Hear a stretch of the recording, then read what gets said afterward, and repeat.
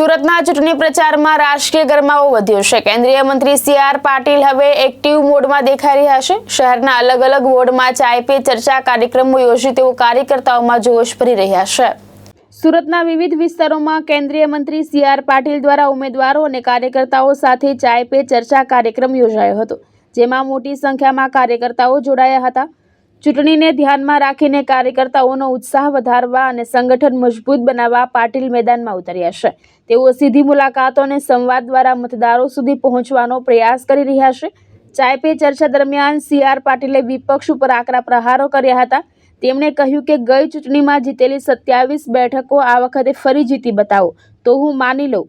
પાટીલે આમ આદમી પાર્ટી ઉપર પણ નિશાન સાધ્યું અને દાવો કર્યો કે આ વખતે સુરતમાં આપનું સુપડું સાફ થઈ જશે। આપણે ગયા વખતના ઇલેક્શનમાં પણ જોયું હશે કે અનેક દાવાઓ વચ્ચે કોંગ્રેસ અને આમ આદમી પાર્ટી ખૂબ જ મોટા દાવાઓ કરતી હતી, પરંતુ મહાનગરપાલિકાના 8 મહાનગરપાલિકામાં ફક્ત 55 સીટ એમને આખા રાજ્યમાં મળી હતી અને આમ આદમી પાર્ટીને તો ફક્ત 27 સીટ, અને એ પણ માત્ર એક શહેરમાં, સુરત શહેરમાં જ મળી હતી। હું આમ આદમી પાર્ટીના જે નેતાઓ છે, મારી એમને ચેલેન્જ છે કે જો એમનામાં તાકાત હોય તો ફરીથી સુરત શહેરમાં આ 27 સીટ જાળવીને બતાવે તો પણ એમ કહી શકાય કે એમણે 5 વર્ષ કરેલા કામોને કારણે એ 27 સીટ ફરીથી જીતી શક્યા છે।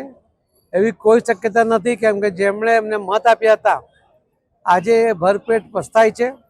એમને લાગે છે કે એમણે બહુ મોટી ભૂલ કરી હતી કે એમને મત આપ્યા હતા, અને આમ આદમી પાર્ટીના જે કાર્યકર્તાઓની કામ કરવાની પદ્ધતિ એ પણ આજે સુરત શહેરના જે લોકોએ જે વોર્ડમાં એ જીત્યા હતા ત્યાંના લોકો પછતાય છે। કોંગ્રેસને તો ગયા વખતે કોંગ્રેસ મુક્ત સુરત શહેર એ બન્યું હતું અને એના કારણે એક પણ ઉમેદવાર કોંગ્રેસનો ચૂંટાયો નહોતો।